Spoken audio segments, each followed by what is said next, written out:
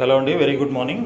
So తెలంగాణలో neat parents association ఏదైతే ఉందో వాళ్ళంతా ఢిల్లీ వెళ్ళి అక్కడ ఈ మెడికల్ అడ్మిషన్లలో స్థానికతకు సంబంధించినటువంటి జీవో 33ని ఖచ్చితంగా అమలు చేయాలి అని చెప్పేసి అక్కడ డిమాండ్ చేయడం జరిగిందనమాట. దానికి సంబంధించిన న్యూసే మనం ఇప్పుడు స్క్రీన్ పైన చూస్తున్నాము.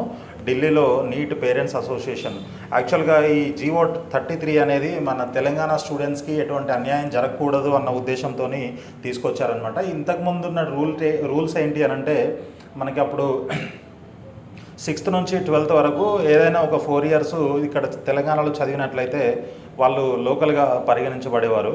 అయితే ఇప్పుడు దానివల్ల వచ్చిన నష్టం ఏంటి అని అంటే చాలామంది 6, 7, 8 తరగతులు ఇక్కడ చదవకపోయినా కూడా వాళ్ళు ఏదో స్కూల్ నుంచి దొంగ సర్టిఫికేట్లు, స్టడీ సర్టిఫికేట్లు తీసుకురావడం, ఏదో మన క్లోజ్ అయిన స్కూల్స్ నుంచి కూడా తీసుకురావడం, ఇట్లాంటివన్నీ కొన్ని అవకతవకలు జరగడానికి ఛాన్స్ ఉన్నందువల్ల అలాంటివి తీసుకొచ్చి లాస్ట్ ఇయర్ కూడా కొంతమంది ఇలా తెలంగాణలో అంటే తెలంగాణకి సంబంధించిన వారు కాకపోయినా కూడా వాళ్ళు ఇక్కడ సీట్లు పొందడం జరిగిందనమాట. అందులో దాదాపు ఒక 135 మంది కోర్టుకి వెళ్ళడం జరిగింది. వాళ్ళల్లో 86 మందికి ఎంబీబీఎస్ ఏ కేటగిరీలో ఎంబీబీఎస్ సీట్ వచ్చింది.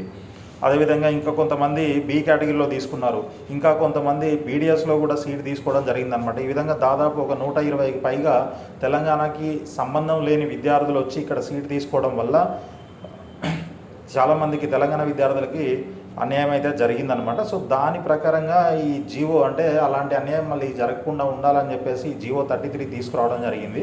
సో అయితే ఈ సంవత్సరం కూడా చాలామంది ఒక 450 మంది కోర్టులో పిల్లేశారని చెప్పేసి తెలుస్తుందన్నమాట. సో వాళ్ళందరికీ కూడా ఒకవేళ కోర్టు అనుమతి ఇస్తే గనక దాదాపు 450 సీట్లు మళ్ళీ ఈసారి తెలంగాణ విద్యార్థులకి రాకుండా పోతాయి అని చెప్పేసి మనకి ఈ పేరెంట్స్ అసోసియేషన్ ఏదైతే ఉందో వీళ్ళు చాలా తీవ్రంగా పోరాటం చేస్తూ ఉన్నారు. సో చూడాలి మరి మనకు యాక్చువల్గా